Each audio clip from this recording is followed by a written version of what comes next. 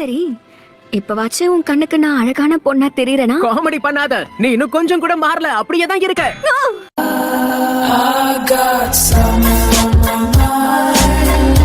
Sand வில்லேஜ்ல இவர்தான் சக்தி வாய்ந்த காசி காக்கி. அவர் மாயமா மறைஞ்சிட்டாரு அப்படின்னா சாசூரி, இதுக்கு காரணம் நீதானா? ஆமா கேள்வி, நானே தான். ரிட்டையர் ஆன கேள்வியை பத்தி இனி நான் ஏன் பயப்படணும்? காடு வா வாங்குது, வீடு போங்குது, நீங்க பழி வாங்க போறீங்களா?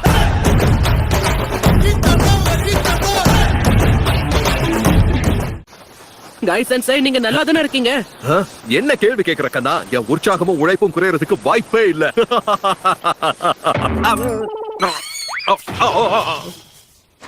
கைஸ் அண்ட் சை,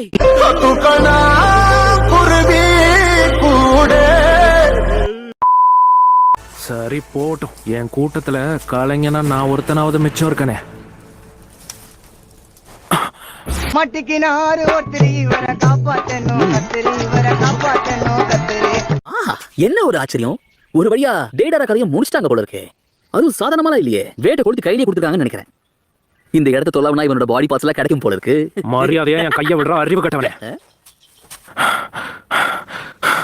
ஏய், நீ இன்னும் சாவலியா? दिलवाले पूछते ने चा டோபி, கடவுளுக்கும் ஒரு அளவுக்கு தான் பொறுமை இருக்கும். இன்னொரு தடவை என்ன நீ கிண்டல் பண்ணனா உனக்கு பேசுறதுக்கு வாய் இருக்காது. அதன பூ பந்து நினைச்சியா? வெடி அவனா கையில பிடிப்பானா? அவன் தான் உனக்கு எச்சரிக்கை கொடுத்தான்ல.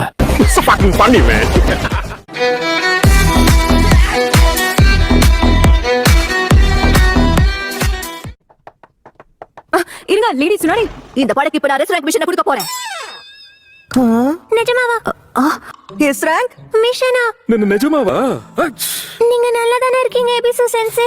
ஒண்ணும் இல்ல, ஹாட் ஸ்பிரிங்ஸ்ல ரொம்ப நேரம் இருந்ததால ஜலதோஷம் பிடிச்சிக்கிச்சு. பொண்ணுங்களை நோட்டம் விட்டுட்டு இருந்தேன்னு சொல்லுங்க.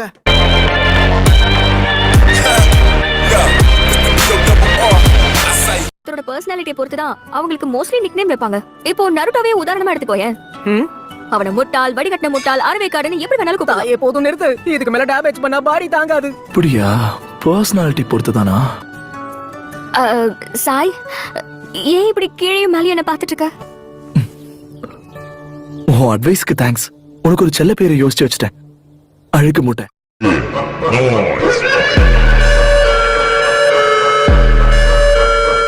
நீங்க ரொம்ப அழகா இருக்கீங்க.